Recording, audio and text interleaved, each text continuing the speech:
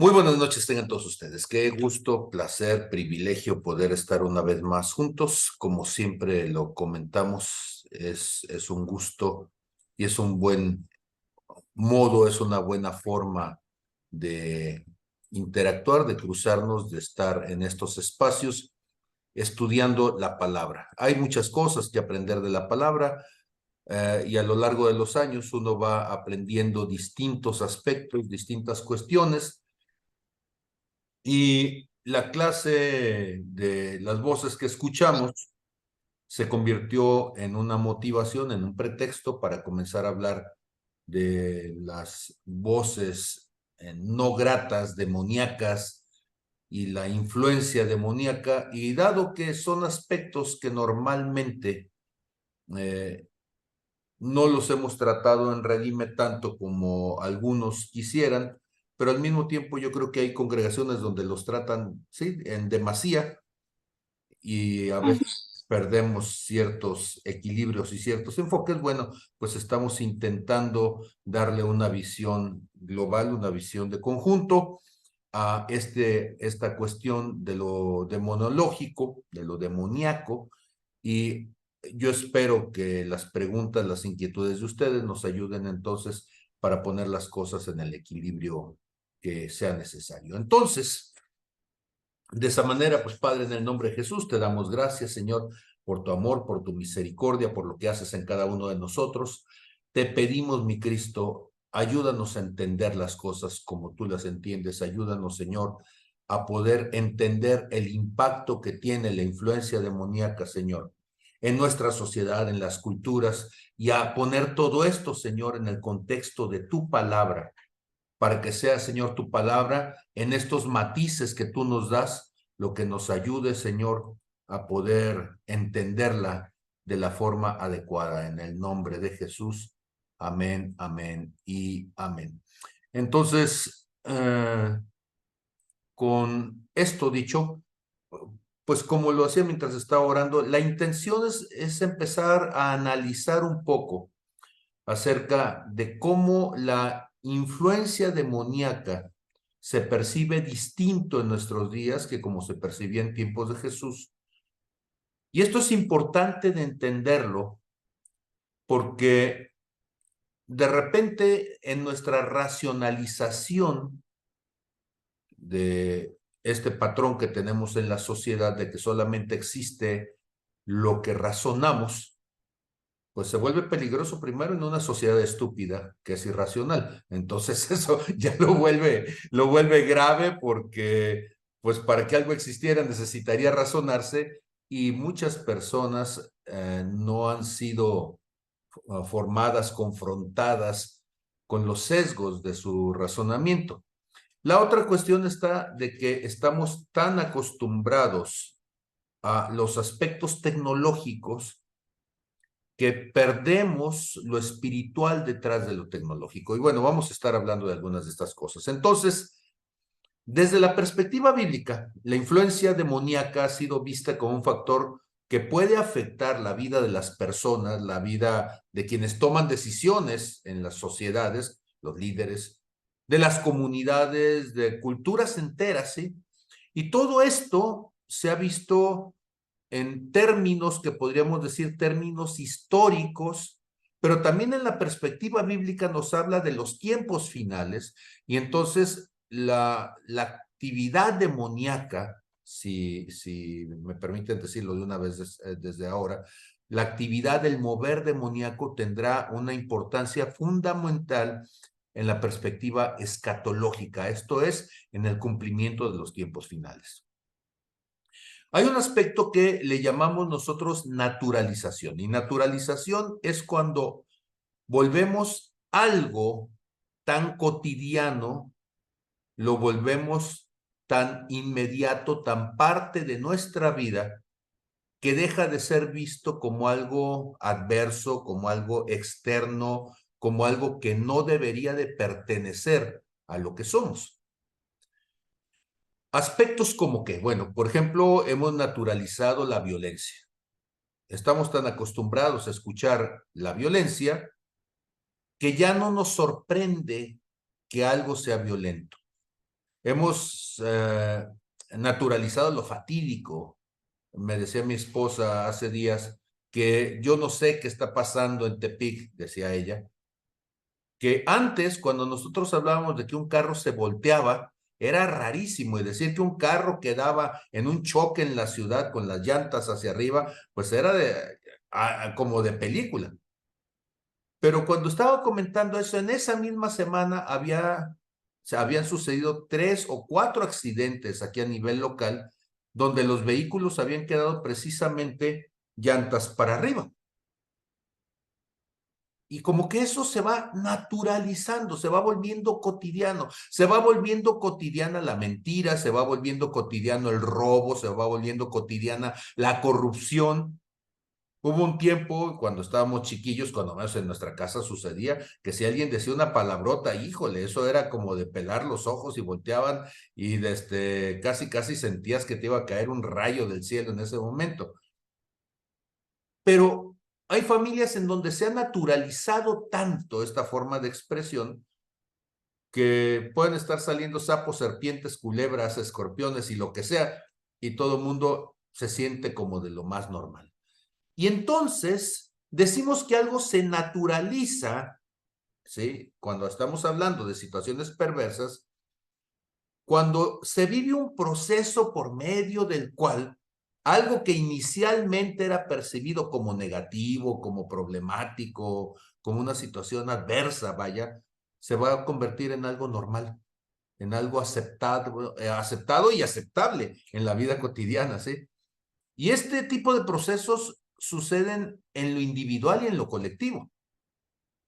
O sea, comienzas tú a vivir un proceso donde aquello que en un momento era algo raro, impensable, emocionante, único. Puedo hablar de cosas también románticas, decía Emanuel en una de sus canciones, es una aventura tocar tus rodillas, ¿eh? Estoy acercándome a ti. Sí, bueno, tomen en cuenta que esto fue hace como desde un milenio, yo creo, pero este asunto de que el simple hecho de pasar y de tocar con tu rodilla la rodilla de alguien más era así como que, híjole, te ponían los pelos de punta, ¿no? Pero ¿qué sucede cuando aún esas cosas que son emocionantes, que despiertan una sensorialidad emotiva, aún eso se pierde? Se naturaliza tanto la presencia de la persona que ya no hay emoción. Se insensibiliza. Entonces, cuando decimos que algo se ha naturalizado, aún la cuestión de lo demoníaco en lo cotidiano se ha naturalizado. Y entonces, conceptos, figuras, maneras de comportamiento que tradicionalmente alguien consideraría malévolas o negativas, o sea, de corte demoníaco, un cierto personaje, una cierta forma de actuar, una forma de ver, pues se han integrado en nuestra vida diaria de una manera tan cotidiana que la gente las percibe ya como normales, como habituales. Los cuentos de niños ya tienen un montón de... Antes decía uno, demonios implícitos, había que hacerlo subliminal. No, ahora ya es abierto, completamente abierto, ¿sí? Y esto entonces va sucediendo a través de la cultura popular, de la literatura, del arte, de las redes sociales, incluso de la religión misma. Y otras formas de expresión cotidianas donde lo demoníaco, cualquier cosa similar, se va volviendo una manera, pues, cada vez más familiar, más de todos los días, y se vuelve menos impactante para las personas. La persona ya ni siquiera se siente incómoda decir que en un horario familiar estén pasando películas de un muñeco demoníaco que asesina y destripa medio mundo, o de alguien que está haciendo pactos satánicos y que está haciendo derramamientos de sangre, y todo eso en la televisión nacional y en horarios donde cualquiera lo podría ver. Y entonces esto tendremos que irlo nosotros meditando hasta dónde, como creyentes, también eso nos ha afectado en nuestra percepción y en la tolerancia que tenemos hacia ese tipo de ideas o de imágenes que en algún tiempo, en algún momento, desde el punto de vista bíblico, eran consideradas inaceptables o tabú. Y ahora podríamos decir que incluso hay hasta un cierto orgullo, así como hay un orgullo en profesar una atracción hacia el mismo sexo, también hay un orgullo en decir, es que yo no creo en Dios, o inclusive yo creo en las tinieblas, inclusive yo adoro, en lugar de adorar la vida, adoro la muerte, ¿sí? En lugar de adorar la salud, yo adoro el derramamiento de sangre, ¿sí? Soy un incitador del dolor, de la violencia, del maltrato, y todas estas cosas están tan naturalizadas que se cantan, se bailan, se promueven, se perrean, etcétera, etcétera, etcétera, como si esto fuera lo más adecuado, lo más encomiable para la conducta del ser humano. Entonces, pensemos en nuestra cultura actual. No entonces en la cultura de hace 1000 años o de 500, no, en la cultura del aquí y ahora, donde tú te metes al teléfono celular, donde tú te metes a la computadora y desde allí puedes percibir cualquiera de estas manifestaciones. Y veamos entonces cómo en esta mezcla tremenda que incluye aspectos sociológicos, psicológicos, filosóficos, o si lo quieren más al contexto popular, pues una cultura más de las masas. Y entonces todo esto se va distribuyendo a través de los medios de comunicación y de entretenimiento, decía hace un momento, películas, series de televisión, videojuegos, donde tú puedes matar y destripar a la gente como algo cotidiano y donde de lo que se trata es de ver cuántos monitos puedes matar y el récord puede ser de 1000, 10,000, 100,000, o ya no sé cuántos monitos muertos, ¿sí? Y entonces se va cauterizando la conciencia. En otros sentidos también se trata de retratar el mal de una manera que tiende a ser estilizada y atractiva, ¿sí? Entonces resulta que el héroe, el caballero de la noche, Batman, pues es el héroe, pero tiene rasgos medios de antihéroe, porque es un héroe oscuro que golpea, que lastima, que causa dolor. Y entonces esta figura del héroe idealizado en lo positivo, pues termina desdibujada. Ya no hay un bueno y un malo, ya no hay una postura que antes se decía es maniqueísta, lo bueno y lo malo como dos extremos separados. Ahora lo que hay es una muy grande cantidad de grises en el espectro. Nada es definitivamente blanco, nada es absolutamente negro, ¿sí? Y entonces esto lleva a una cierta desensibilización o incluso a una fascinación por personajes y por acciones que son malévolas, ¿sí? Las caricaturas hablan ya, si ven Nickelodeon, pues entonces ya es el demérito del otro, es el bullying al otro, la burla, el desprestigio. Personajes que son villanos o moralmente ambiguos pueden ser presentados como carismáticos, como atractivos, como deseables. Y si no tienen tele, basta con que escuchen un narcocorrido para que entonces tengamos esa misma sensación. También hay noticias que son sensacionalistas. Y entonces este enfoque intensivo de los medios de comunicación en eventos negativos que son crímenes y desastres, yo sé que esto debe ser en otro país, no en México, ¿verdad? Donde con tanto abrazo y no balazo, pues el narcotráfico, su mamá los regaña, les jala las orejas y les dice, chicos malos, pórtense bien. Ojalá funcionara así de inocente la cuestión, pero lo cierto es que México es el país donde el narcotráfico a nivel actual tiene mayor poder que probablemente en ninguna otra parte del mundo, y esto lo decimos a partir de la cantidad de muertos que tiene nuestro país. Y entonces esto lleva a una percepción distorsionada de que el mundo es inherentemente un lugar malo, que el mundo es inherentemente un lugar peligroso, cuando el deseo de Dios nunca fue ese, ¿sí? Y entonces esto nos lleva a normalizar la idea de que en un país como el nuestro, que estamos en el lugar 173, 174 de lo que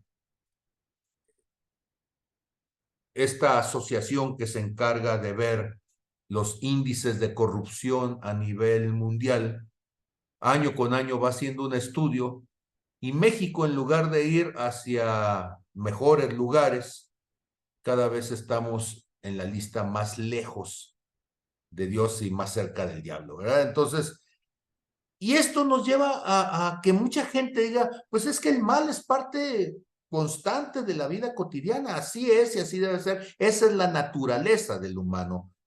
Cuando el hombre fue hecho para ser inherentemente bueno, sí, en la presencia de Dios.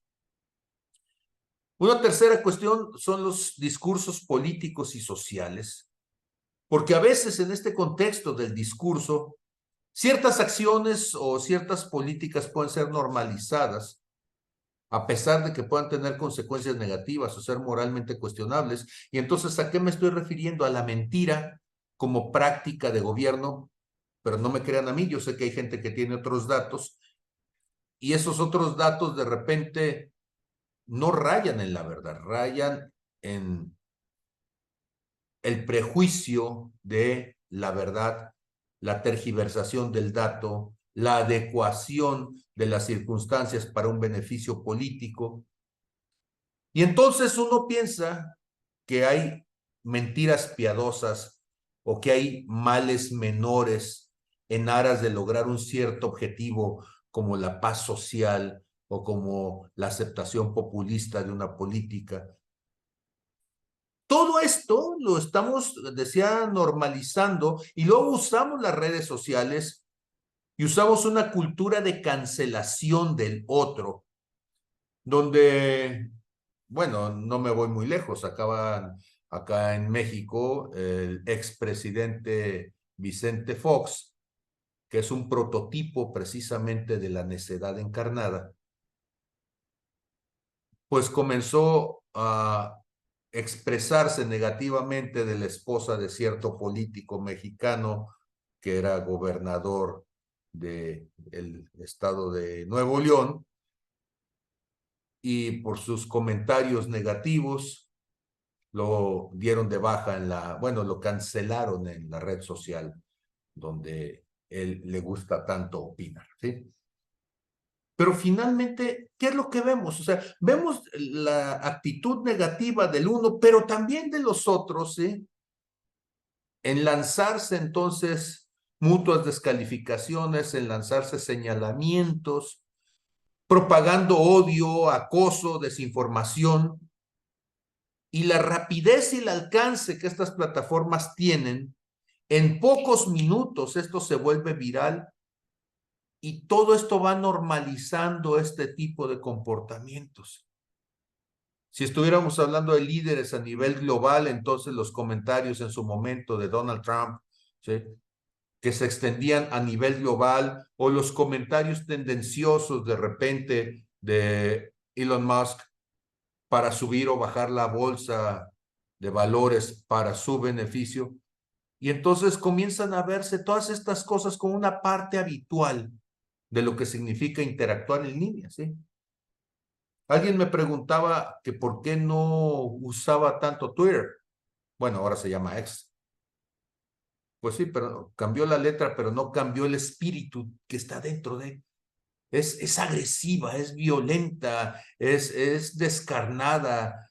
Cuando alguien está interactuando con esta red, inmediatamente lo que te puedes dar cuenta es cómo los comentarios de descalificación van subiendo de tono, y yo no sé si hay una regulación clara o no, pero lo cierto es que necesitas ser definitivamente una persona con mucha influencia, y que además que lo que digas es desastroso, para que entonces te empiecen a decir y que el enemigo político más por la enemistad política que por la razón en sí, te descalifica. Bueno, desde lo filosófico, desde lo ético, la idea de lo que constituye el mal se va entonces volviendo subjetiva y va variando pues de una manera considerable entre las percepciones culturales, entre los intereses políticos, entre las necesidades de una cierta sociedad.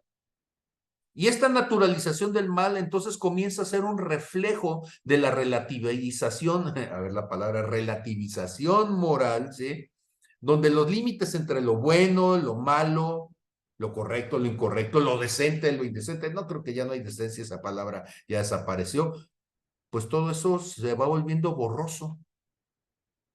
Y entonces, ¿qué es lo que se busca promover? Pues lo que va de acuerdo a la economía del consumo. Y en una sociedad enfocada entonces a ver todo como algo que puede ser comercializable. Las redes sociales finalmente son comercializables en cuanto a que la gente nos pasamos ahí horas y horas y horas y horas y horas, y en esas horas tú estás consumiendo anuncios, tú estás dando clics, tú te estás convirtiendo en el producto de aquello que en su momento alguien querrá usarlo para vender información, para vender un producto, y tú eres entonces el punto final de esa cadena de comercio. Y entonces, pues se toman decisiones y se pasan por alto acciones que son éticamente dudosas porque son incómodas de decir y porque finalmente todo mundo, aunque las escucha, las entiende, como la explotación laboral, el daño ambiental, como la corrupción política, como el abuso de menores, como la trata de blancas. Y todo esto finalmente genera ganancias y un éxito económico, ¿sí? No es algo oculto, no es un dato que yo estoy inventando, el hecho de que uno de los negocios que mayor cantidad económica produce es la pornografía, el comercio sexual en las redes sociales. Pero finalmente no se van a cerrar este tipo de negocios por la derrama económica que generan a todo su alrededor. Y esto entonces termina generando, ya como último punto de esta introducción, esto termina generando una desensibilización, una apatía, una cerrazón en el corazón, un endurecimiento, porque la exposición continua a este tipo de noticias, de contenidos, de opiniones, de representaciones de violencia, injusticia, sufrimiento, va llevando a las personas a una cierta indiferencia, decíamos, a la pérdida de su sensibilidad, donde tales eventos ya no están generando el mismo impacto emocional o moral que generaban entonces en tiempos de Jesús. La pregunta entonces es, ¿todo esto es solamente una cuestión meramente social o hay un mover espiritual detrás de todo ello? Solamente diríamos que entonces es producto de la interacción netamente humana, o hay algo más allá en lo espiritual que se mueve detrás de estas situaciones y que está deshumanizando y entre tanto también demonizando al ser humano. Entonces, con toda esta introducción, me gustaría poder escuchar sus voces, saber que siguen ahí. Y bueno, pues si alguien tiene un comentario de todo esto que he estado diciendo, antes de seguir, entonces ya con la segunda parte de esta narrativa.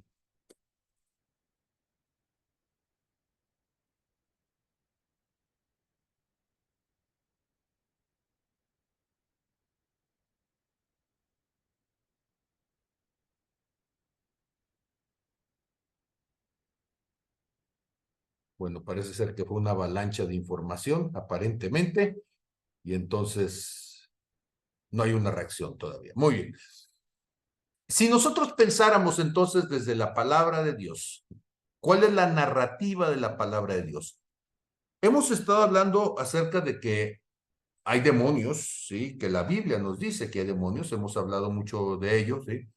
Y entonces van algunos pasajes para referirnos entonces a estas cuestiones. Primero de ellos, ¿sí? En Lucas 13, del verso 10 al 17, rápidamente, Jesús está enseñando en una sinagoga en el día de reposo, y había allí una mujer que desde hacía 18 años tenía espíritu de enfermedad y andaba encorvada y en ninguna manera se podía enderezar. Ahora, noten ustedes que pudiendo haber dicho simplemente una mujer que estaba enferma, la Biblia nos dice que tenía un espíritu de enfermedad o un espíritu que la estaba generando, le estaba causando esta enfermedad. Esto nos está mostrando entonces cómo una aflicción física, desde el punto de vista bíblico, estaba directamente relacionada con una influencia demoníaca, ¿sí?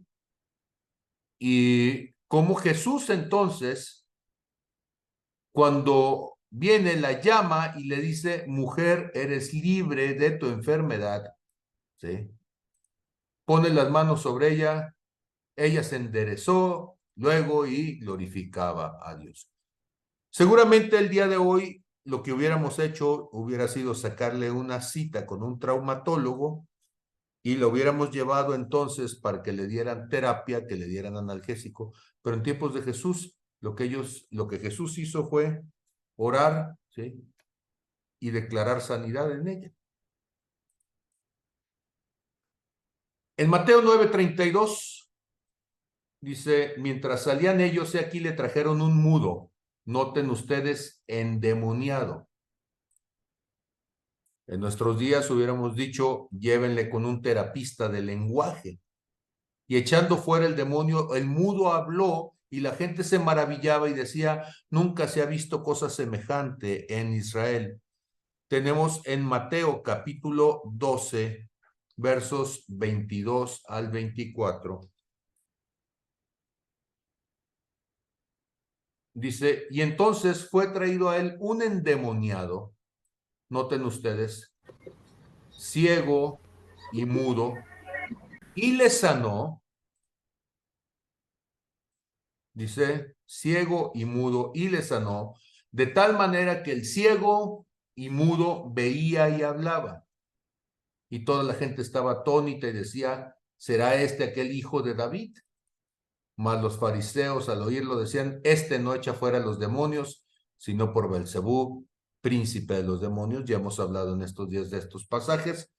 Pero noten ustedes que la causa de la enfermedad de esta persona no era una lesión fisiológica, no era un problema anatómico. La Biblia nos enseña que desde la perspectiva bíblica, ese hombre estaba endemoniado y que la causa de su aflicción era precisamente un mover espiritual, un mover demoníaco. En Mateo, capítulo 17, a partir del verso 14, nos va a decir, cuando llegaron al gentío, vino a él un hombre que se arrodilló delante de él diciendo, Señor, ten misericordia de mi hijo que es lunático y padece muchísimo porque muchas veces cae en el fuego y muchas veces en el agua, y traído a tus discípulos, no le han podido sanar. Respondiendo Jesús, ya hemos hablado de este pasaje de Mateo 17:17, les dijo, oh generación incrédula y perversa, ¿hasta cuándo he de estar con ustedes y hasta cuándo los he de soportar? No se refería a la persona enferma, no se refería al padre, no se refería al demonio, ¿sí? Y reprendiendo Jesús al demonio, noten ustedes que no reprendió al papá, no reprendió al chiquillo, no reprendió otra cosa, dice, y reprendiendo al demonio, el cual salió del muchacho y este quedó sano desde aquella hora, ¿sí? Una mujer cananea que se menciona en Mateo 15:21, vamos hacia allá, Mateo 15, verso 21, dice, y saliendo Jesús de allí, se fue a la región de Tiro y de Sidón, y aquí una mujer cananea que había salido de aquella región clamaba diciéndole, Señor, hijo de David, ten misericordia de mí, mi hija es gravemente atormentada por un demonio, no dice por una enfermedad, esto, por un demonio. Pero Jesús No le respondió nada, entonces acercándose a sus discípulos le rogaron diciendo, despídela. Sí, señor, ya dile que se vaya, pues da voces detrás de nosotros, nos da penita, ¿sí? Que esta mujer esté aquí dando lata, está llamando la atención, ¿sí? Responde el Señor Jesús, ¿sí? No soy enviado sino a las ovejas perdidas de la casa de Israel. Y entonces ella viene y se postra ante él diciéndole, Señor, socórreme. Y él responde diciendo, no está bien tomar el pan de los hijos, echarlo en los perrillos. Y ella dice, sí, Señor, pero aún los perrillos comen las migajas que caen de la mesa de sus amos. A Jesús le impacta la perspectiva de la mujer, en lugar de ofenderse por lo que le dije, ella dice, sí, está bien, pero aunque sean las migajas, aunque sea lo mínimo, ayúdame. Y entonces Jesús le dijo, oh mujer, grande es tu fe, hágase contigo como quieres, y su hija fue sanada desde aquella hora. Hay un hombre en una sinagoga en Capernaum, esto se encuentra en Marcos capítulo 1, versos 23 al 26, y dice esto, pero había en la sinagoga un hombre con espíritu inmundo, y esto lo que está diciendo es con un demonio, que dio voces diciendo, ah, ¿qué tienes con nosotros, Jesús Nazareno? Has venido para destruirnos, sé quién eres, el Santo de Dios. Y el espíritu inmundo sacudiéndole con violencia y clamando a gran voz, perdón, me brinqué el verso 25, donde Jesús lo reprende y le dice, cállate y sal de él. Sí, nada más. Y el espíritu inmundo sacudiéndole con violencia, clamando a gran voz, salió de él. Tenemos otro endemoniado embudo en Lucas 11, 14 al 26. ¿Sí? Estaba Jesús echando fuera un demonio que era mudo, ¿sí? Y aconteció que salido el demonio, el mudo habló y la gente se maravilló, ¿sí? Y tenemos un pasaje que se refiere en dos de los evangelios, es una visión sinóptica en la región de Gadara, ustedes saben el gadareno, ¿sí? Dice, cuando llegó a la otra orilla, la tierra de los gadarenos, vinieron a su encuentro dos endemoniados, que salían de los sepulcros feroces en gran manera, tanto que nadie podía pasar por aquel camino, y clamaron diciendo, ¿qué tienes con nosotros, Jesús, Hijo de Dios? ¿Has venido acá para atormentarnos antes de tiempo? Estaba pasando lejos de ellos un hato de muchos cerdos, y los demonios le rogaron diciendo, si nos echas fuera, permítenos ir a aquel hato de cerdos. Y Jesús les dijo, vayan, y ellos salieron y se fueron a aquel hato de cerdos, y aquí todo el hato de cerdos se precipitó en el mar por un despeñadero y perecieron en las aguas. Este mismo pasaje se encuentra en una referencia de Marcos capítulo 5, en el verso 1 hasta el verso 20. Solamente lo pongo de inicio para que quede testimonio de este pasaje. Toda la Biblia nos está diciendo había actividad demoníaca. Y una de las formas de percibir esa actividad demoníaca era en la enfermedad. Pero entonces viene la pregunta, ¿es que acaso ahora ya no hay enfermos? Sí, hay y bastantes, ¿eh? De hecho, ahora hay aspectos donde la gente es menos saludable por el tipo de alimentación que gente en otro momento. Pero ¿cuál es el asunto? El asunto es que hemos naturalizado la enfermedad como una condición cotidiana, como parte de la vida natural, de la vida cotidiana, de la vida típica de las personas de nuestros días, y hemos quitado la relación de la influencia espiritual de una condición de enfermedad. Y entonces, ahora si una persona se siente mal, y nos pasa a todos, ¿sí? Comienzo con el Pablo Cancino, racionalizamos nuestra condición Cuando alguien dice estoy enfermo, y en lugar de decir voy a orar por ti, lo que hacemos es nos ofrecemos un analgésico. Si alguien se siente muy mal, decimos te vamos a llevar al médico, vamos a buscar una receta. Y no estoy diciendo nada contra los médicos, entiéndase, pero fíjense cómo hemos naturalizado, y naturalizar significa hacer propio algo. Y entonces nos hemos apropiado de la enfermedad. Es mi enfermedad. Y si es mía, ¿por qué la voy a dejar? Si tanto tiempo me ha costado crearla,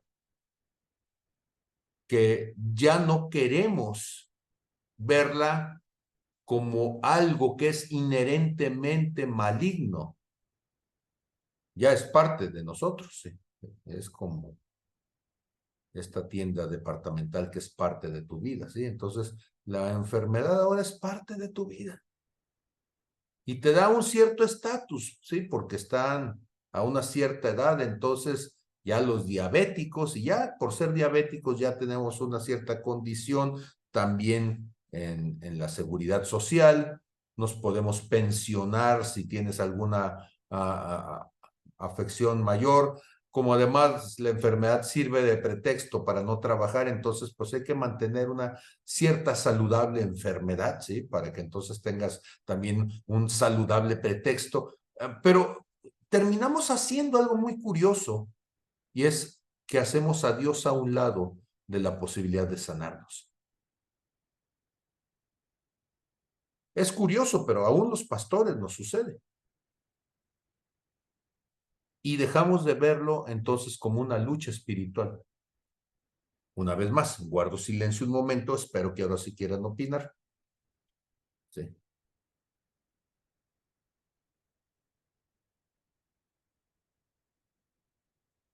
No se oye nada por acá. Ok. Adelante, querido doctor Fernando. Hace muchos años, yo decía del buen médico, o lo aprendí, que nosotros los médicos le damos tranquilidad al paciente en lo que él recupera su salud de ciertas maneras. Quiere decir que los médicos hay padecimientos que sí resolvemos, pero hay otros padecimientos que no resolvemos. Hoy en día hay muchos padecimientos que están aflorando, y hace ratito pues venía manejando, no podía opinar, ¿sí? Entonces, ¿cómo han aparecido o cómo de ser la psicología y la psiquiatría, las enfermedades más tabúes, más escondidas, ahora que toda la gente hemos sido bombardeada de el encierro, y el encierro provocó pantalla, la pantalla trajo muchas escenas de violencia, de pornografía, y fueron dañando nuestra esencia, nuestro ser, y han aparecido un montón de enfermedades que no tienen que ver conmigo como médico, sino que son enfermedades, como muchos dicen, del alma y todo, ¿sí? De lo mismo que estamos viendo, de lo mismo que estamos naturalizando, pero que nos hacen daño y lo estamos manifestando, o la persona lo está manifestando clínicamente. La vergüenza está dando muchos síntomas. Ahora sí que los otros demonios que hemos estado hablando, ¿sí? El miedo ha aparecido porque cada día el terrorismo, que no se le dice en México así, pero pues todos los grupos que generan terror y todas las cosas, lo que hizo jamás o a más, pues aquí yo no sé por qué se asustan. Hay un blog desde hace mucho tiempo espantoso que alguien lo puso un día en mi trabajo y 3 segundos vi y dije, no, no, yo salí corriendo, apaga tu cochinada. O sea, hay demasiadas cosas que nos enferman, y eso nos trae el demonio del temor, nos trae la vergüenza, nos trae el miedo, y eso no sale. No podemos atiborrar a la gente de psicofármacos porque el problema no está ahí. La oración, definitivamente, se ha abandonado la cercanía con un poder superior, con Dios. eh, Definitivamente es altamente terapéutico. pero ahorita en España, por ejemplo, las dos prácticas médicas que más han aumentado es la psiquiatría y la cirugía estética. Ujú. Absurdo.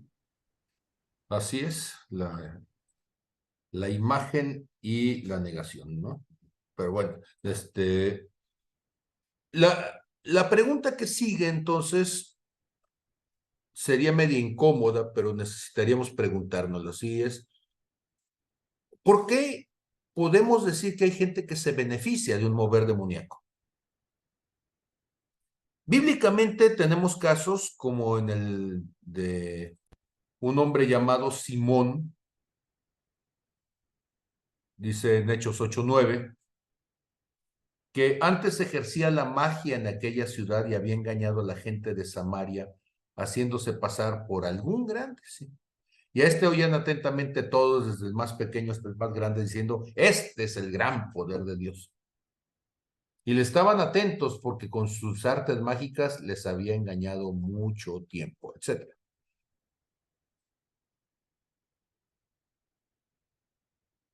La gente sigue acudiendo a la adivinación. La gente sigue acudiendo a la superstición. La gente acude para que entonces, si alguien está enfermo, le hagan algún tratamiento, pasen el mubri, le den una limpia con hojas de paraíso o de lo que sea, según el árbol de la región. Y hay gente que vive de eso. Ahora, la cuestión triste es que si solamente fuera superchería, pero hay un mover demoníaco detrás de eso.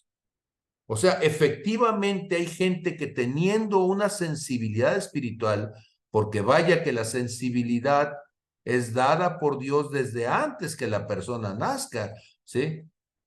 Jeremías 1:5 dice, antes que nacieses, antes que te formase en el vientre de tu madre, te llamé y te di por profeta a las naciones. Los dones son dados por Dios antes de que la persona nazca. Y hay personas que tienen una sensibilidad espiritual que ha sido usada perversamente en el mundo de las tinieblas para moverse en adivinación, para moverse en hechicería. Y la Biblia nos da cuenta de eso. Tenemos el caso de los hijos de Eseba en Hechos capítulo 19, versos del 13 al 16, que ellos andaban, viendo la cantidad de gente que estaba endemoniada, pues ellos andaban como exorcistas ambulantes, prometiéndole a la gente que iban a ser libres de la influencia de los demonios. Y viendo entonces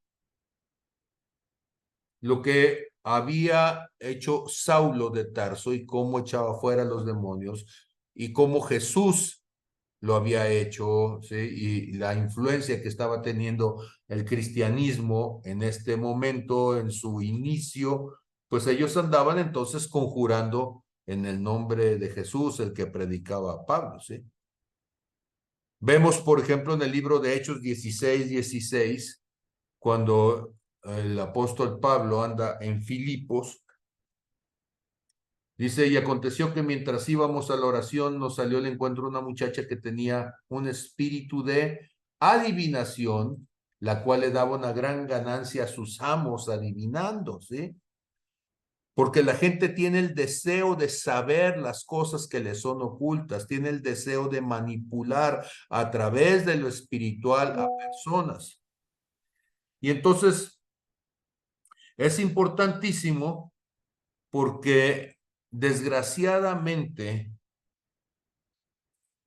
lo espiritual es algo que está al acceso del ser humano, porque el ser humano fue hecho, fue diseñado de parte de Dios para moverse en lo espiritual, pero el deseo de Dios no era que se movieran en lo negativo, sino en la luz.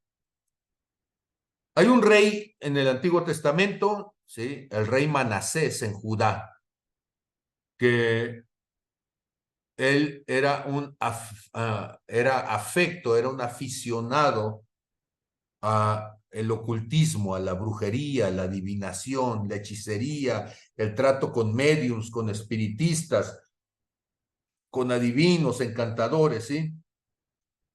Dice Segunda de Crónicas 33:6, y pasó sus hijos por fuego, hablando de este rey Manasés, en el valle del hijo de Hinnom, ¿sí? Y observaba los tiempos, miraba los agüeros, o sea, cuando dice observaba los tiempos, no se refiere a si era verano, otoño y si iba a llover o no, sino lo que está diciendo es que estaba viendo las constelaciones como lo hacían entonces los griegos, como lo hicieron en su momento los caldeos, como lo hicieron los medopersas, la adivinación, miraba los agüeros, era dado a las adivinaciones, consultaba a divinos y encantadores, ¿sí? En todas estas cosas nos va a decir, se excedió en hacer lo malo ante los ojos del Señor hasta encender su ira. Y hay una persona en el Antiguo Testamento que es el prototipo de la perversidad, que es la reina Jezabel, esposa de Acab, rey de Israel. Y entonces dice, porque cuando Jezabel destruía a los profetas de Jehová, Abdías tomó a 100 profetas y los escondió, ok, de 50 en 50 en cuevas y los sustentó con pan y agua, ¿sí? Y entonces, ¿quién es esta Jezabel? Jezabel es una bruja, ¿sí? Es una mujer tremenda, perversa, ¿sí? Y este hombre desde Elías, es mandado entonces de parte de Dios para que vaya y que enfrente al rey Acab, mate a los profetas, los pase a filo de espada a los profetas de Acera y de Baal.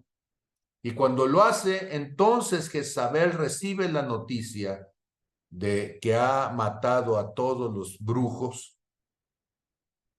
y lo amenaza entonces de que también a él lo va a matar y lanza un espíritu de temor sobre él. Y entonces Acab le va a decir a Jezabel, ¿sí?, la nueva de que todo lo que Elías había hecho y cómo había matado a espada a todos los profetas.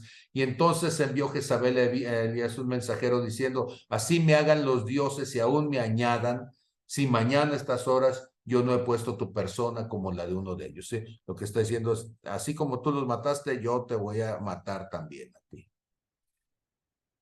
Notamos entonces, y como decía hace un momento el doctor Fernando, hay gente que usa los espíritus para controlar a las personas. El espíritu de temor, que ahorita lo vemos reinando en muchas partes de nuestro país. El espíritu de lujuria, de avaricia, el espíritu de pereza, curiosamente diría uno. ¿Cómo? Sí, es un espíritu bastante fuertecillo, sí. Y vemos que ha atormentado a una generación y que los ninis famosos están allí enclavados en la sala de su casa sin deseo de hacer nada ni enfrentar a la vida y están en una lucha, en una guerra que están perdiendo espiritualmente por falta de entendimiento, de sabiduría. Y la parte más triste y más dolorosa es que no solamente entonces digamos que afecta a la población en lo general, sino que hay personas en lo particular cuyas vidas son decisivas para lo que está sucediendo en nuestras sociedades. Y tenemos a los gobernantes que se han entregado a este mover espiritual. Caso de Saúl, dice en Primera de Samuel, capítulo 16, verso 14 y siguientes, el espíritu de Jehová se apartó de Saúl y le atormentaba un espíritu malo de parte de Jehová. Esta forma de decirlo, la forma en que además se traduce y se interpreta es muy desafortunada, ¿sí?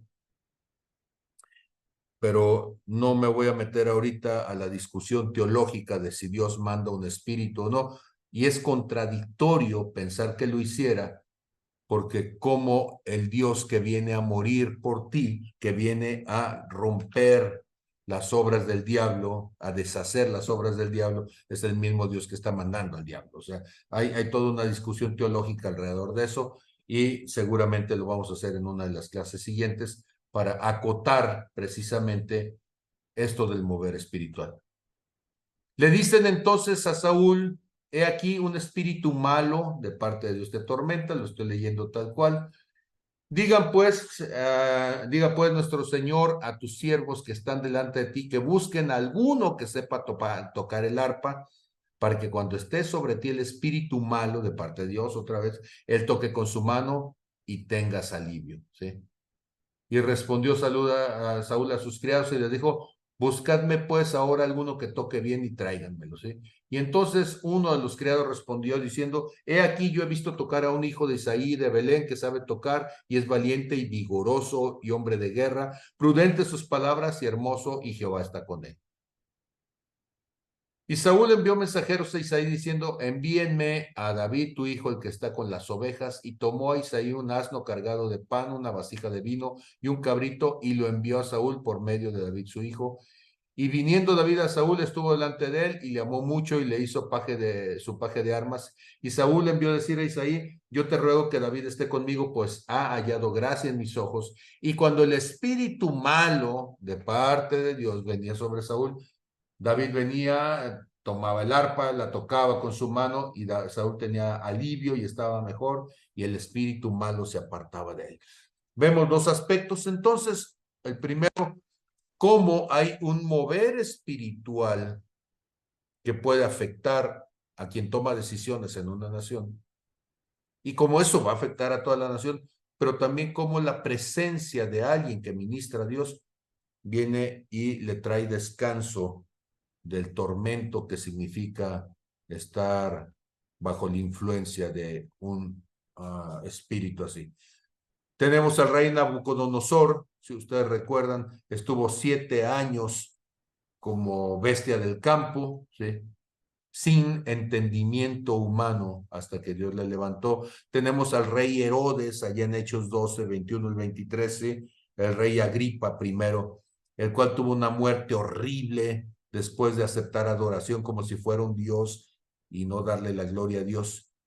Y aunque es cierto, el texto no menciona específicamente la influencia demoníaca, el castigo divino por la arrogancia y la idolatría pueden interpretarse también como parte de una lucha espiritual.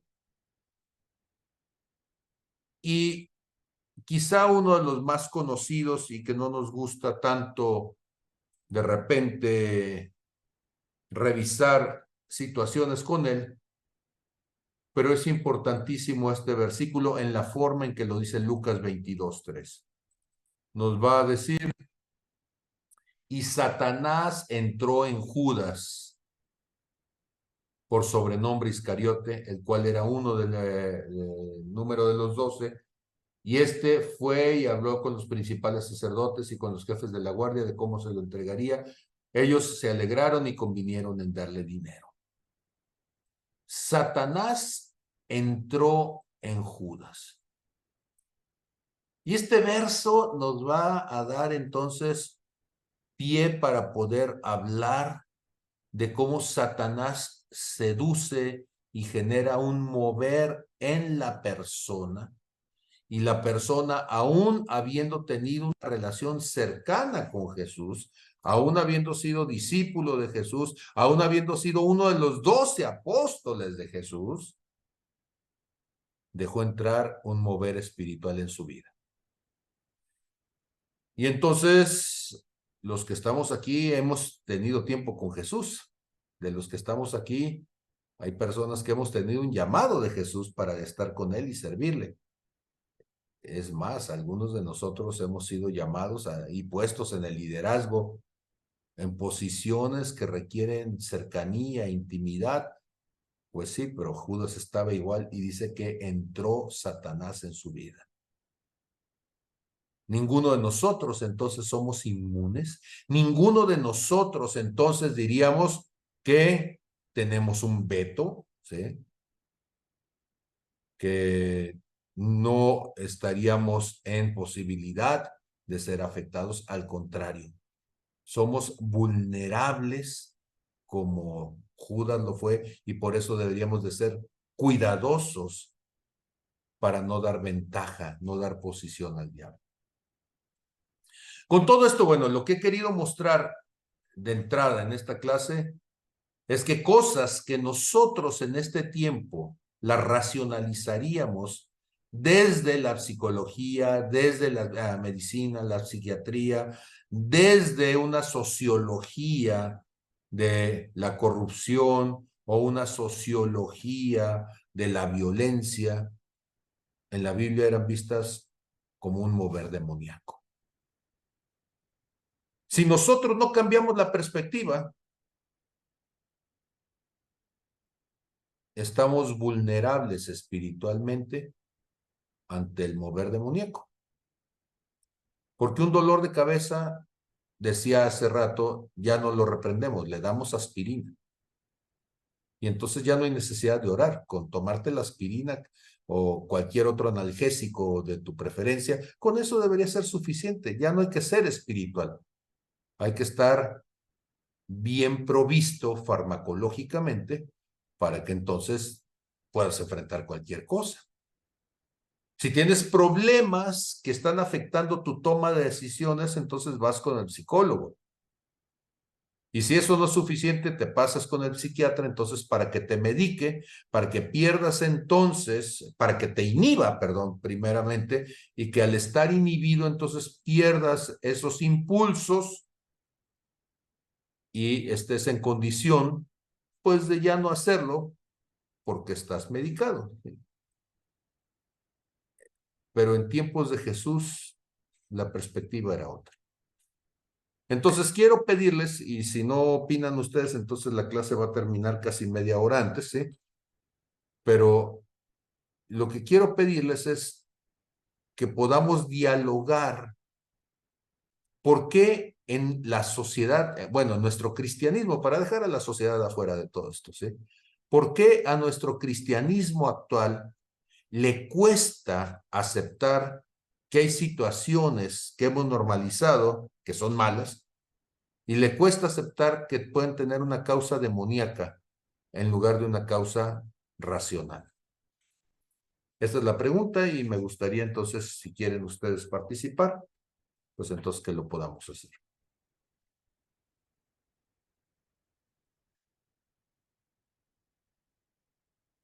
Adelante, Héctor.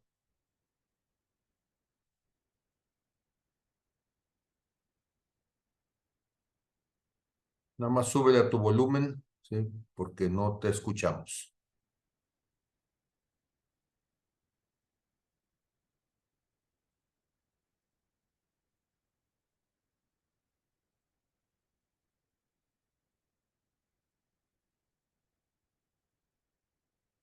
Seguimos sin escucharte.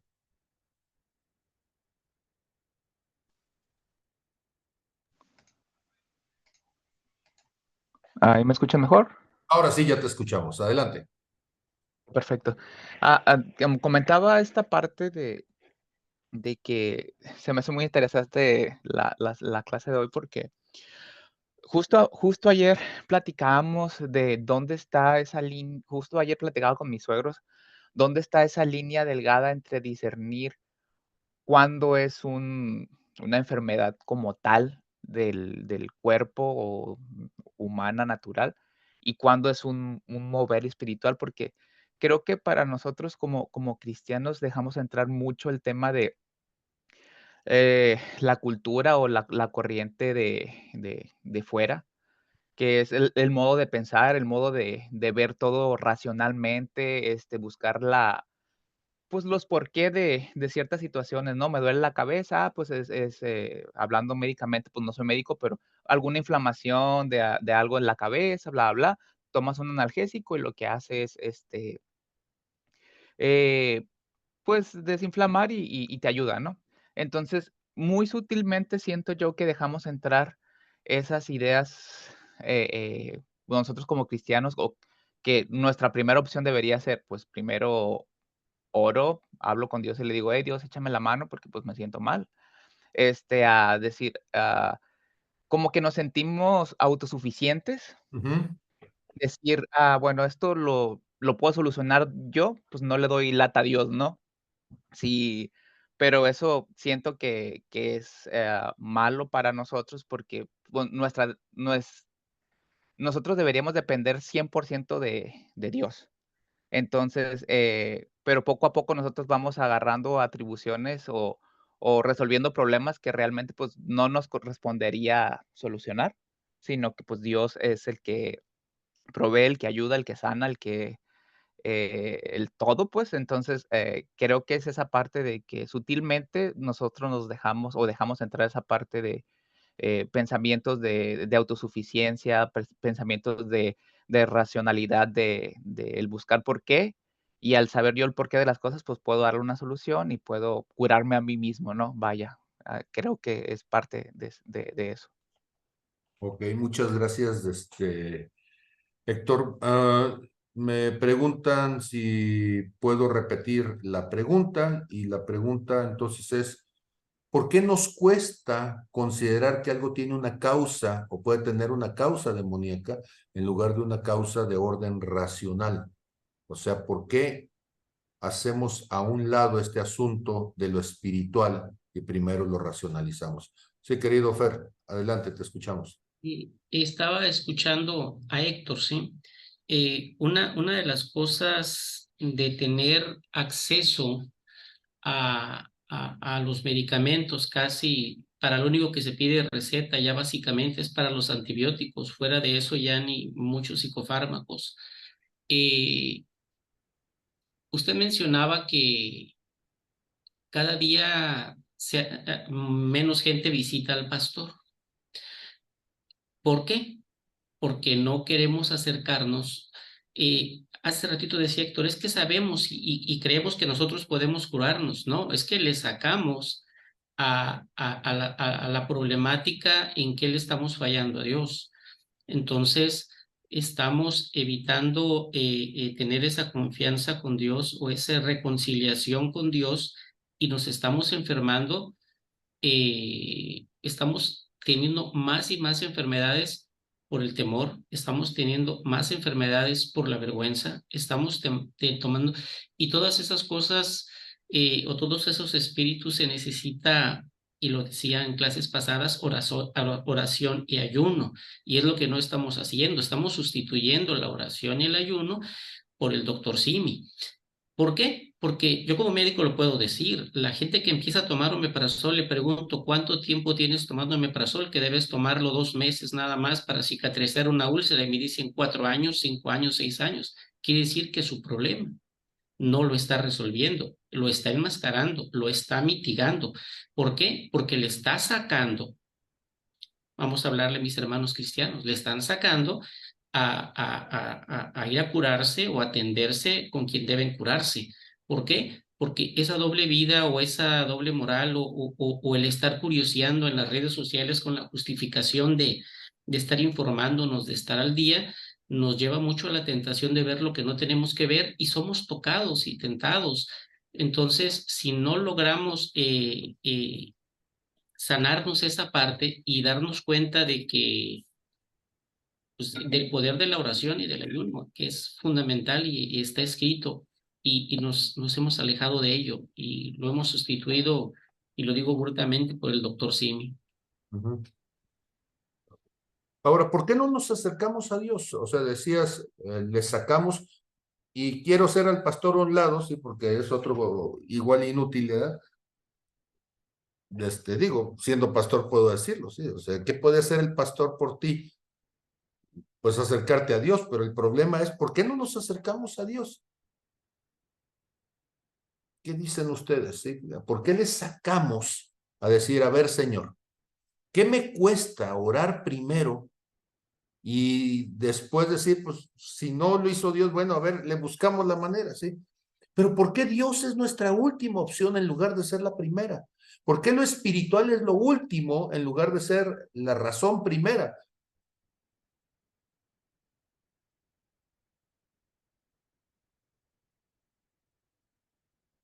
¿Qué dicen ustedes?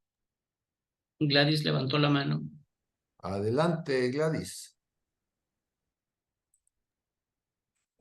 Hola, buenas noches. Buenas noches. Ok, este, de hecho, ayer precisamente estaba leyendo un versículo en Jeremías 17:5 precisamente, que dice, maldito el hombre que confía en el hombre y aparta su corazón de Dios. Y me puse pues, a meditar respecto a eso y creo que viene a la par de lo que está comentando, ¿no? Y bueno, lo que llegó, o más bien a la conclusión que llegué fue porque creo que el hombre es algo tangible, algo que podemos, o sea, que sabemos que está ahí. Digo, sé que Dios está ahí, ¿no? Pero es algo que podemos ver, pues, hablando, eh, digamos, de una manera, pues, más racional, pues, más humanamente hablando, ¿no? Entonces, me es más fácil ir con el doctor que me diga, oye, tienes esto, tienes otro, te hace unos estudios, que es algo, objetivo, o sea, algo que se puede medir y te dice, o sea, es este tratamiento por estas cuestiones que salen en tus estudios, bla, bla, bla, ¿no? Entonces, bueno, eso creo que es una de las razones por las cuales creo que buscamos primeramente el hombre que tenemos aquí a un lado, que sabemos que Dios está a un lado, pero es algo que podemos ver, es algo que podemos, escuchar, debatir rápidamente, pues, porque para poder entrar o conocer la voluntad de Dios hay que entrar a su presencia, o sea, es algo, eh, digamos que tiene que llevar un tiempo, pues un tiempo con Dios implica un esfuerzo. Ir con el médico sí implica un esfuerzo, pero pues es más simple. Y ahora pues que hasta gratis son las consultas ahí, por ejemplo, en farmacias de ahorro, qué sé yo, ¿no? Entonces, bueno, eso creo que podría ser una de las razones por las cuales nos acercamos, confiamos más en el hombro o racionalizamos más las cosas que estar en la presencia de Dios y buscar más bien lo que Él nos quiere decir. Ok, muchísimas gracias. ¿Qué me dicen los demás? Erika. Yo, pastor. Adelante, Perdón. Dulce. Ok, va a ser cortito, espero. Ah, sí, estoy de acuerdo con lo que están diciendo. Am, vamos más, o sea, salud, vamos más con el ser humano porque estamos fríos, no consultamos primero con el Señor, no consultamos primero por qué está pasando esto, qué es lo que tengo que aprender, qué es lo que tú me quieres enseñar. Queremos ir a la de ya. Queremos que Dios nos conteste rápidamente, en el tiempo de nosotros, no en el tiempo de Él. Entonces, aparte de estar declarando todo el tiempo, como bien decía usted, mi enfermedad, mi dolor, oremos por fulano tal que tiene tal cosa, o sea, lo afirmamos, tiene esto. No estamos orando por sanidad, no estamos dando gracias, estamos diciéndolo sin fe, estamos siguiendo la receta que nos dieron antes, como, como declamación, y ya. No estamos participando realmente, no le estamos reconociendo a él. No, ay, no sé si, si me di a entender. Sí. Es que se me hace tan increíble.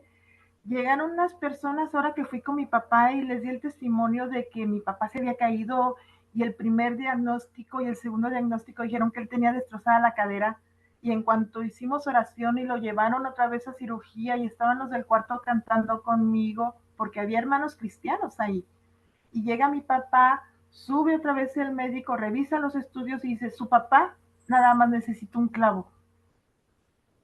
Todos dijimos, gloria a Dios porque confiamos en Él. Y estas personas nos dijeron, es que Dios ya no hace milagros. Estás directo a la cabeza. ¿Cómo va a ser posible?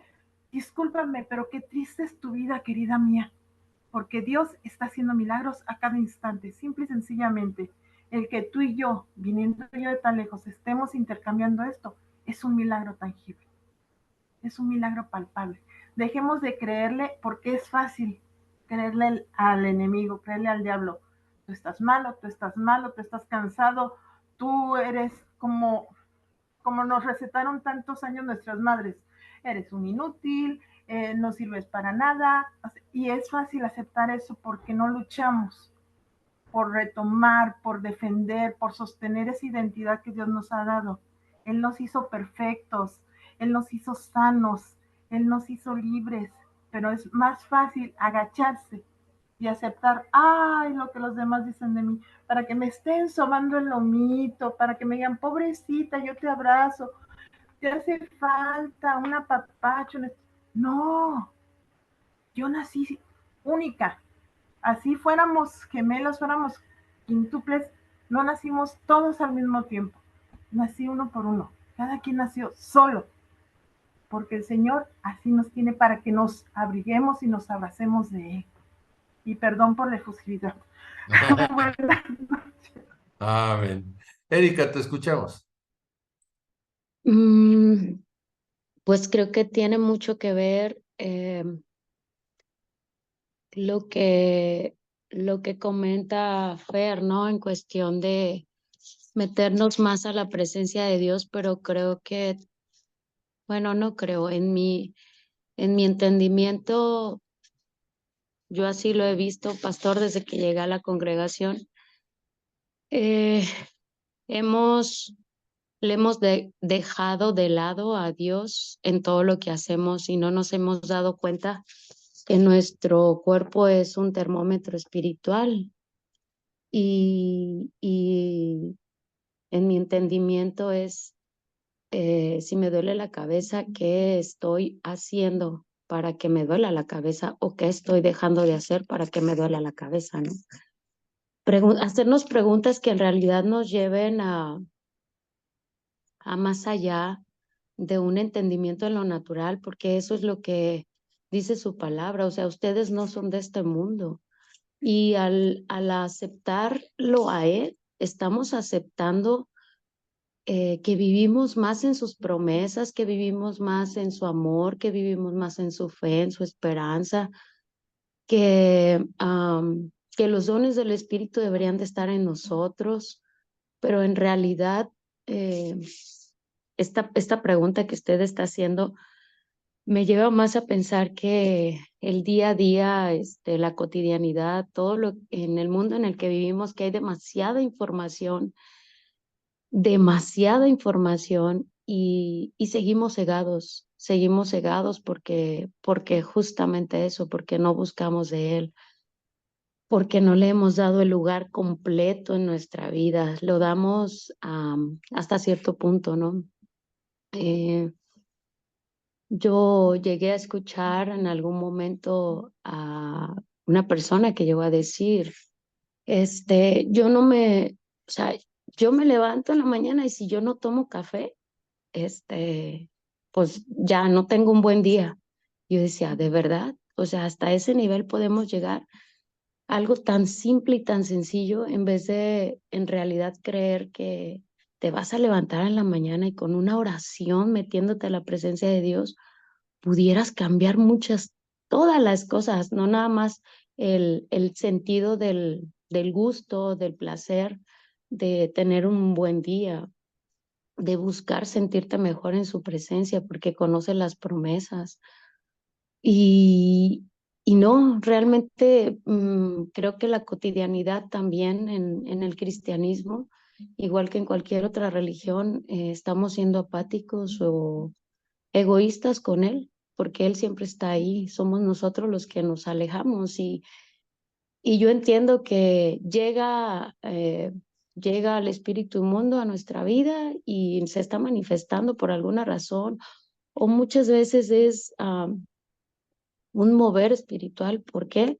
Porque hay algo que tenemos que sanar en nuestras emociones y entiendo que somos un termómetro espiritual también en las emociones. Si estamos muy a la derecha, vamos a estar mal. Si estamos muy a la izquierda, vamos a estar mal. Necesitamos realmente traer ese equilibrio a nuestra vida y tiene que ser por la presencia de Dios, por buscarlo en la mañana, en la tarde, en la noche, en todo momento, poder darle la gloria y la honra en las cosas tan sencillas y lo hemos dejado de hacer. Preferimos ver un Reels que alguien más habla sobre Dios a ir o en ese momento apagar tu teléfono y dar 5 segundos de decir gracias Señor, porque hoy me desperté, porque hoy pude ver los ojos, porque hoy no estoy enfermo, porque hoy pude ver a mi madre, porque hoy pude ver a mis hijos. O sea, hemos dejado de darle el lugar a Dios en nuestra vida y creo que eso es lo más importante.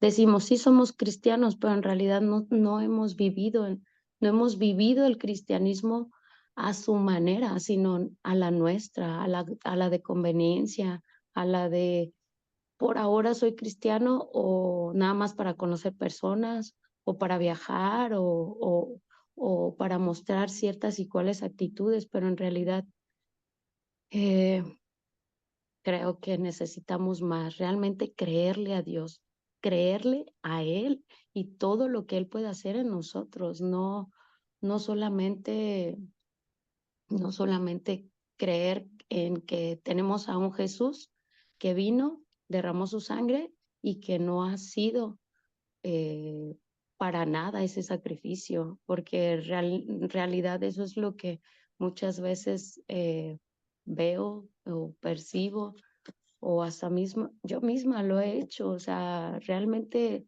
este, me lleva a pensar todo esto ahorita que hizo esa pregunta y creo que ese es mi exponer el día de hoy. Ok, gracias. Pastor, yo Adelante, Mari. soy Lupita. Ah, Lupita. Me confundo con los nombres de la pantalla. Ok, adelante, Lupita. Le voy a leer un texto. El Espíritu de Jehová está sobre mí. Espérame, el Espíritu de Jehová está sobre mí porque me ungió Jehová y me ha enviado a predicar buenas nuevas a los abatidos, a aventar a los quebrantados de corazón y a publicar libertad a los cautivos y a los presos apertura de la cárcel. Creo que este texto es uno de los que me gusta mucho. Ahorita pues me vino a la mente y se lo comparto porque en la cruz del Calvario creo que Dios derramó su sangre y nos hizo libres de todo. Él derramó su sangre preciosa en la cruz del Calvario para que no estuviéramos enfermos, para que no estuviéramos endemoniados, para que fuéramos libres. Pero nosotros mismos, como usted lo acaba de decir, hacemos propio nuestra enfermedad y le abrimos muchas puertas al enemigo para que él obre en cada uno de nosotros. Por eso estamos quebrantados, estamos presos y cautivos. Creo que una de las cosas que tenemos que hacer primeramente es pedirle al Espíritu Santo que nos muestre si esa enfermedad que tenemos, ya sea diabetes, artritis, lo que sea, porque todos estamos, la mayoría de los ya adultos estamos enfermos, tenemos una enfermedad ahí. Entonces, el doctor vamos y dices, es hereditaria, ¿sí? Es hereditaria. La tuvo tu papá, tu mamá, qué sé yo, sí. Pero también es demoníaca. Y tenemos que tener un discernimiento bien despierto y darnos cuenta nosotros mismos si eso es como acaban de decir ahí del cuerpo físico o como usted nos lo está enseñando ahorita, demoníaco.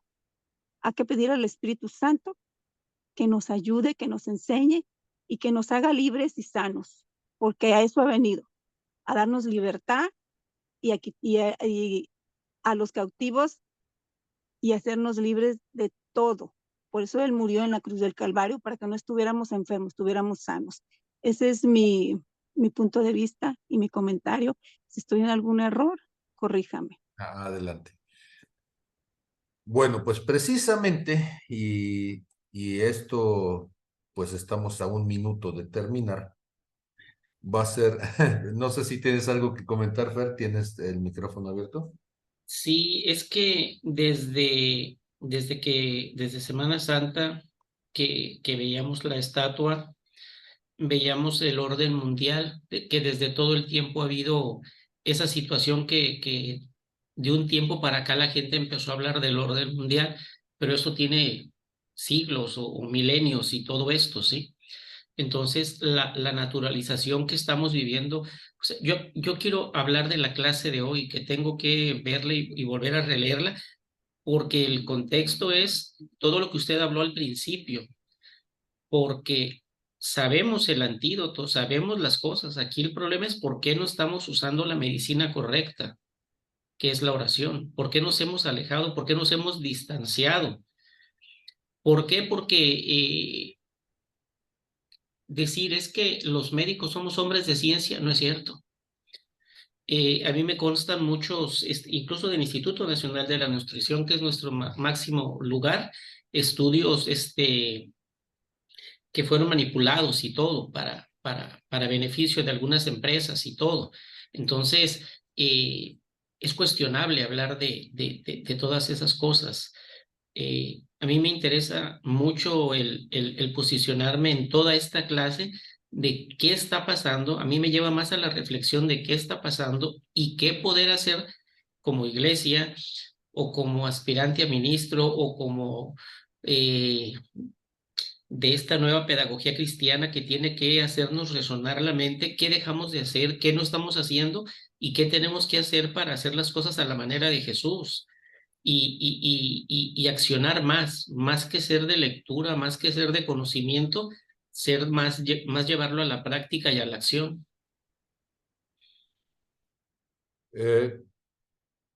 Me da mucha pena por los que están fuera del contexto del Estado y los que lo van a escuchar esto después, porque la consecución de esto, más que grabada, va a tener que ser un poquito más vivencial y lo vamos a hacer el próximo domingo. Vamos a hablar del velo de la razón. ¿Qué quiere decir el velo de la razón? Quiere decir, cuando tú pones un velo sobre alguien, el velo cubre, tapa, impide que la persona vea las cosas como son, porque solamente las ve a través del velo. Y ese velo distorsiona la imagen, distorsiona la luz que recibe. La razón se ha convertido en un velo. Y un velo lo que hace entonces es cubre nuestra visión de las cosas. La gente de ciencia, y lo digo como alguien, quiero pensar que las matemáticas son una ciencia, ¿sí? Porque de repente la gente dice, ay, ¿a poco tú eres científico? Bueno, soy matemático y la matemática es madre de las ciencias, ¿sí? Tanto así que para que algo tenga racionalidad, pues se le meten las matemáticas para que entonces tenga un criterio de cientificidad que lo haga válido. Por eso todos los estudios clínicos tienen un sustento estadístico, tienen un sustento matemático. Y por decir, ahorita que hablábamos de medicina, pero cualquier cosa podría estar en el mismo campo. Y entonces la ciencia busca explicaciones basadas en evidencias y para eso toma el método científico y tiende a descartar todo aquel concepto que no pueda ser observado o medido. Pero ojo, hay muchas cosas que científicamente aún no pueden ser medidas ni claramente observadas. Y entonces las cosas demoníacas, como pertenecen a un ámbito de lo que llamamos sobrenatural, pues no se ajustan a esos criterios de la ciencia y por tanto son rechazados por la comunidad científica. Entonces, la razón es la base de la concepción de esta visión de lo natural, ¿sí? Cuando la educación moderna se enfoca entonces en explicaciones empíricas, cuando toma la racionalidad de este método que hemos llamado científico para explicar los fenómenos de este mundo, esto lleva a que las personas, cuando escuchen acerca de una explicación bíblica, la gente dice, es que esta gente tiene un pensamiento arcaico, supersticioso, es que eso no es real. Y ojo, descalifican la postura bíblica, descalifican lo que Dios ha dicho, y eso finalmente favorece por la ignorancia o por la falta de aceptación del contexto bíblico, eso favorece un mover espiritual demoníaco. Los demonios están muy felices siendo percibidos como ideas irracionales. Y entonces la gente no quiere ser percibida como un fanático, como un ignorante, ¿sí? ¿Qué van a decir la gente? Bueno, afortunadamente los que hemos pasado la vida estudiando y tenemos el título, podemos decir, mira, con esto te demuestro que estoy al mismo nivel que tú en cuanto a la capacidad de poder entender estas cosas, pero que hay algo más allá de lo meramente evidente. Ojo, no soy terraplanista por si alguien tiene esa preocupación, ¿sí? Y van a decir, sí, pero es que creer en Dios es como ser terraplanista. Dista mucho. Y entonces, a la gente que pensamos que lo espiritual existe, la gente de esta racionalidad materialista nos llama fanáticos, nos llama ignorantes. Además, dado que el contexto religioso es muy diverso, es muy multicultural, pues la gente dice, no, pues ¿cuál de todos? Porque es cierto, además de todo eso, hay una diversidad tal, la palabra más educada que conozco es un galimatías, por no decir un desastre, un revoltijo, donde en toda esa mezcolanza termina desvirtuándose la postura bíblica. Y entonces la gente ve con escepticismo la falta de una postura única, y como cualquiera puede opinar lo que sea, finalmente eso desvirtúa a todos. Y entonces, pues termina secularizándose, termina volviéndose más un asunto religioso que espiritual. Por otro lado, hay gente que tiene el temor de ser estigmatizada y que entonces socialmente le rechacen por decir, vamos a orar, ¿sí? Porque esto es demoníaco, y van a decir, hijo, le van a pensar entonces que soy alguien medieval y que no tengo la capacidad de poder pensar en las cosas adecuada o críticamente.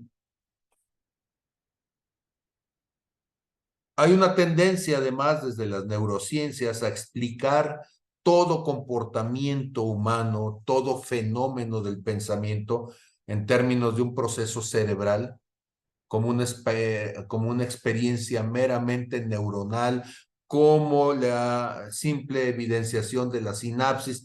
Pero en lugar de todo eso, sí, pues el asunto está que hay cosas que están más allá de lo poquito que entendemos los seres humanos, ¿sí?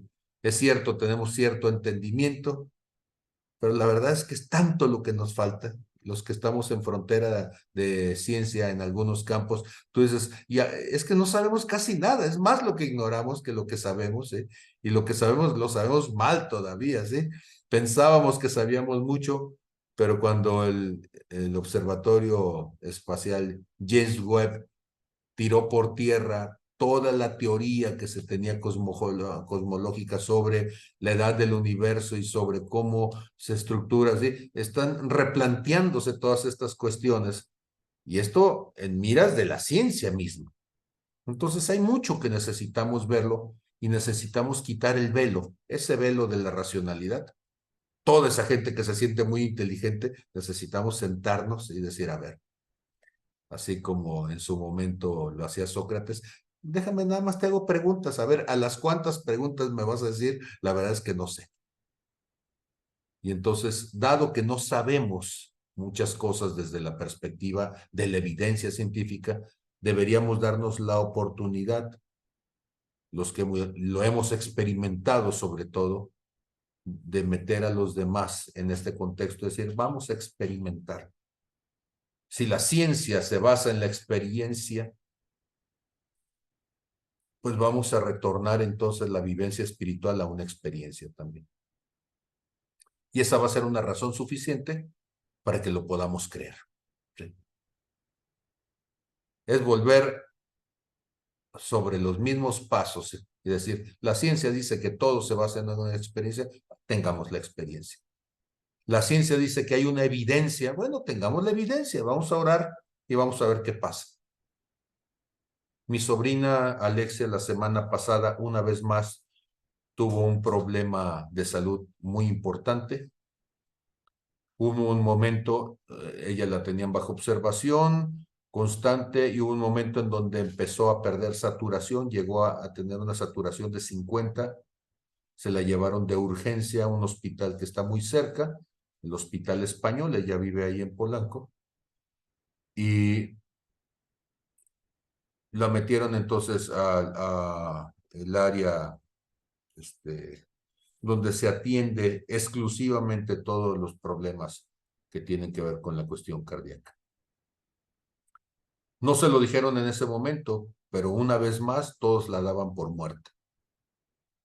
Tenía un trombo que se había alojado en lo que era la arteria del pulmón, y eso estaba generando entonces la insuficiencia respiratoria, y eso es gravísimo.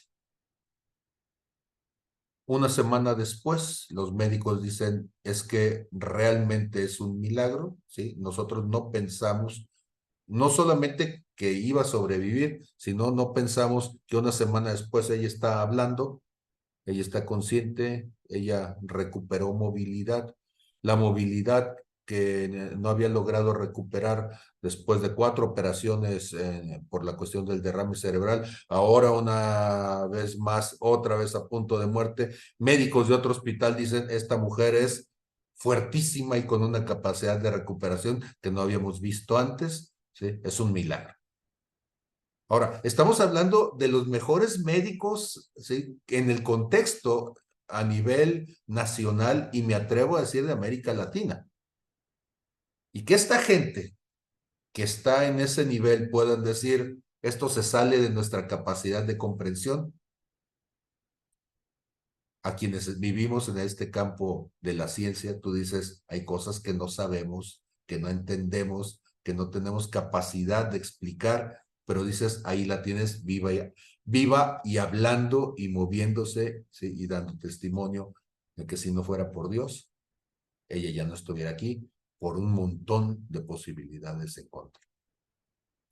Entonces vamos a hablar del velo de la razón, ¿sí?, este próximo domingo, así que prepárense y vamos a ver si colaboran. Yo espero que ese día colaboren más que lo que colaboran acá, pero que ese día se atrevan a colaborar, y vamos a ver qué es lo que Dios puede hacer en la vida de ustedes, y lo vamos a estar intentando una y otra vez hasta que eso se vuelva parte de la cotidianidad. Que nuestra primera opción sea decir, permíteme orar por ti, Dios va a hacer algo. Dios les bendiga a todos, buenas noches, y nos vemos para el experimento de este próximo domingo.